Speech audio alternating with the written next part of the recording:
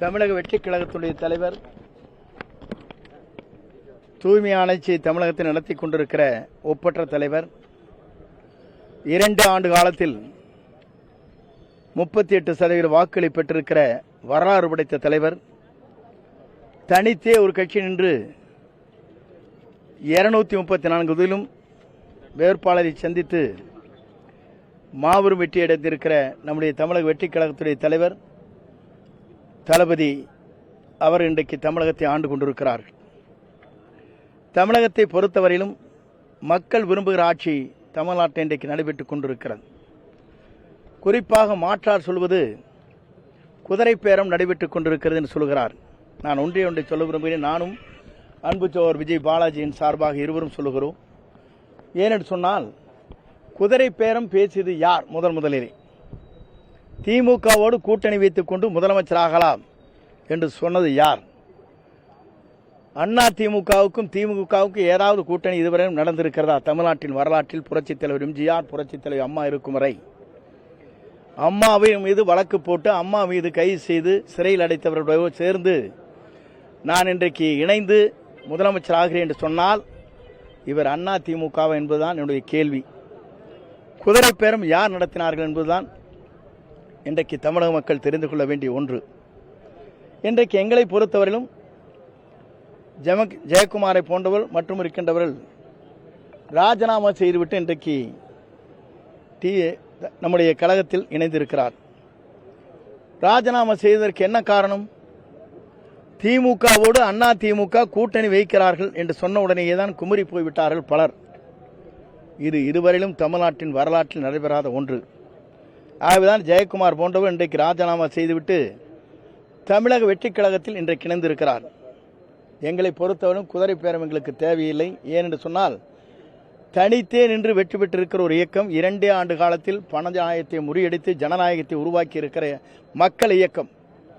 நம்முடைய தலைவரை பொறுத்தவரை மக்களை நேசிக்கிற தலைவர், மக்களால் கொண்டு வரப்பட்டிருக்கிற தலைவர். இந்தியாவில் எந்த இயக்கத்திற்கும் இது போன்ற வரலாறுகள் இல்லை. அப்படி வரலாறு படைத்த தலைவருக்கு பின்னாலே இன்றைக்கு அவர் இணைந்திருக்கிறார்கள்.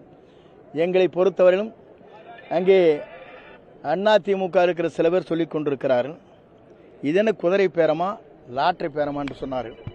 லாட்டரி எங்கே இருக்கிறது என்பது நீங்கள் தெரிந்து கொள்ள வேண்டும். இருந்தால் சரி. ஆகவே இதற்கெல்லாம் பதில் சொல்ல வேண்டியது சட்டமன்றம். நான் பதில் சொல்கிறோம். நாங்கள் அனைவரும் இருவரும் இணைந்து இந்த தொகுதியை பொறுத்தவரை என்னென்ன நலத்திட்டங்கள் தேவையோ மக்கள் நலன் கருதி எல்லா திட்டம் இந்த மாவட்டத்தில் கொண்டு வருவதற்கு இருவரும் இணைந்து தமிழக முதலமைச்சரோடு பேசி என்னென்ன திட்டங்களை விரைந்து இந்த மாவட்டத்தில் கொண்டு வந்து மக்கள் பணியாற்ற வேண்டுமோ அனைத்து பணிகளும் நாங்கள் இருவரும் இணைந்து அந்த பணிகளை மேற்கொள்வோம் என்பதை மகிழ்ச்சியோடு நான் தெரிவித்துக் கொள்கிறேன். நன்றி, வணக்கம். இல்லை, அதை பொறுத்தவரை இப்போதான் ஆட்சி அமைந்திருக்கிறது. தலைவரை பொறுத்தவரையும் டெல்லியில் அதற்கான கடிதங்கள் கொடுக்கப்பட்டிருக்கிறது. மீனவர் பாதுகாப்பு, பல்வேறு தமிழ்நாட்டை பொறுத்தவரையிலும் என்னென்ன திட்டங்களை மத்திய அரசு நிறைவேற்ற வேண்டுமோ அதையெல்லாம் அனைத்தும் வழங்கப்பட்டு வந்திருக்கிறது. இப்போது அரசு பொறுப்பேற்று குறைந்த நாட்கள் தான் ஆகிறது. எல்லோரும் சொன்னார்கள் 6 மாதத்துக்கு நாங்கள் பேச மாட்டோம். 6 நாள் பேச ஆரம்பிச்சிட்டாங்க. ஆகவே அவருடைய துடிப்பு எப்படி இருக்கிறது சொன்னால் ஏதோ குற்றச்சாட்டுகள் சொல்லிக்கொண்டே இருக்க வேண்டும் கருதுகிறார்கள். என்னென்ன அவர் காலத்தில் நடைபெற்றது, என்னென்ன இது போன்ற சம்பவங்கள் நடைபெற்றது என்பதை நீங்கள் தெரிந்து கொள்ள வேண்டும் என்பதற்கு சட்டமன்றம் தான் அதற்கு பதில் சொல்ல வேண்டும். ஆகவே நன்றி, வணக்கம். அதிமுக உருவாக்கப்பட்டதிலிருந்து நீங்க இருக்கீங்க. இப்ப அதுல இருக்கக்கூடிய எம்எல்ஏக்கள்லாம் இப்ப விலகி தாவேக்ல இணைகிறாங்க. இப்ப கட்சியில் இருக்கக்கூடிய முக்காவாசி பேர் விலகிட்டு இருக்காங்க.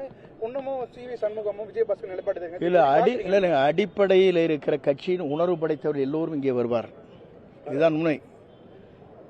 இன்றைக்கு சில பேர் தான் வர இயலாதே தவிர இக்கட்டான சூழ்நிலைகள் அவர்களுக்கு.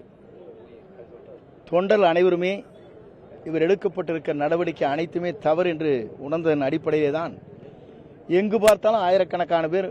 இப்போ பாலாஜி வீட்டில் காத்தால பார்த்தா 1000 பேர் நின்னாங்க அதிமுக.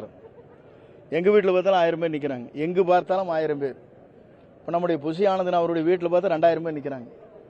எங்கு பார்த்தாலும் அதிமுகவை சார்ந்து இருக்கிற நிர்வாகிகள், அடுத்த கட்டமாக 2ஆம் கட்ட பொறுப்பாளர்கள் அனைவருமே அதில் இனி நீடிப்பது சரியாக இருக்காது. ஏனென்று சொன்னால் திமுகவோடு கூட்டணி வைத்துக் கொள்ளலாம் என்று சொல்லுகிற ஒரு பொதுச் செயலாளரை நம்பி இந்த இயக்கத்திலே நாம் இருக்கக்கூடாது என்று முடிவு செய்திருக்கிறார். அதிமுக எதிர்காலம் என்ன ஆகும்?